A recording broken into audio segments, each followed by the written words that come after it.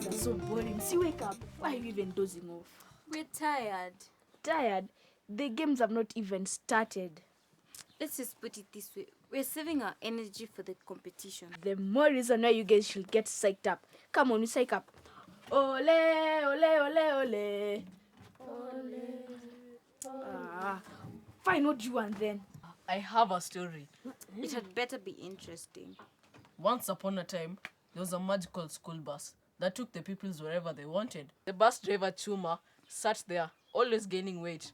They had to put a stool next to him so that he could fit. Seated next to him was Teacher Mary, lovely as ever, reading her romantic novels. The bus was traveling along. Everything was going smoothly until they reached a hill, and the bus started going downhill uncontrollably. All the kids panicked. What was going on? They wondered.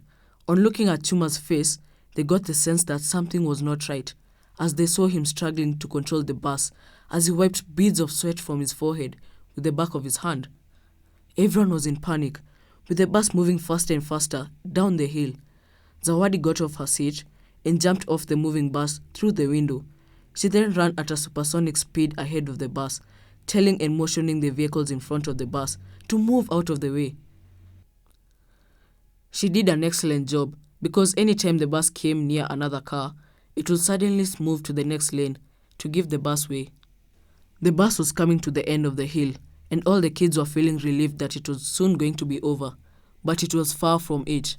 As soon as the bus finished the hill, it did not stop but continued straight on and into the bushes, fighting through thick bushes until it came to an abrupt stop, and smoke started coming out of the bus. Zawadi, who was out of the bus, watched in panic. One by one, the kids filed out of the bus. Teacher Mary stood at the door, checking if they were all right. Everyone was fine. Teacher Mary then moved away to speak on the phone, leaving Chuma as he tried to start the bus in vain. The gang of Raha, Boomba, Specs and Zawadi decided to explore the area and quietly disappeared from the rest, and soon they found themselves in the forest, away from everyone else. Why are the magical four always so naughty? Didn't Teacher Mary see them getting away? No, she was busy on the phone explaining to the head teacher what exactly had happened. Weren't they afraid that when the bus got fixed, that they could be left there? No, they hadn't thought of anything of that sort. Where did they go to? Did they get lost in the forest? Contrary to each, as they walked deeper and deeper into the forest, they heard laughter and voices of kids sharing jokes. They got excited and started running towards the voices. Suddenly, they stopped when they heard muffled sounds of some kid crying in the bushes. This caught their attention, and they wondered who it could be and why they were crying in the bush. They followed the sound and saw a child their age crying behind a bush.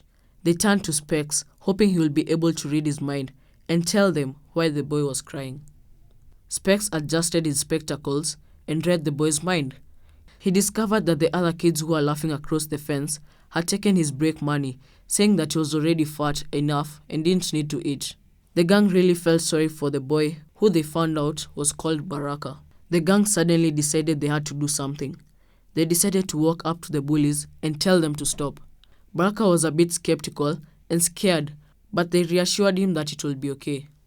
When the bullies saw Baraka walking up to them with the gang, they started teasing him, telling him that he had gone off to get help, like a crybaby. The gang took Baraka to the bullies and told them to stop teasing him, that he was equal to all of them. The bullies burst out laughing, saying that Baraka was lazy and even moving was a problem. Zawadi made it clear to the bullies that everyone, regardless of their size, age, race, tribe and gender, had something special about them, something that they could do better than the rest. The head of the bully told them categorically that there was nothing at all Baraka could do better than him. The rest of the bullies joined in the laughter. Baraka's tears welled up in his eyes. Those mean kids. I know, such bullying can make somebody really lose their self-esteem. Yeah, such bullying is real bad. In Baraka's case, he felt worthless, but the gang felt that they needed to salvage the little self-esteem he had left. So, they made a plan. The gang continued to laugh. To get their attention, Raha let out an all-might scream. Feeling brave, Boomba approached the gang leader and explained, "We'll find something that Baraka is better in than all of you are. And the rule is, if he wins, then you get off his case and stop with the bullying immediately." Deal, said an overly enthusiastic head bully. Baraka was nervous and anxious.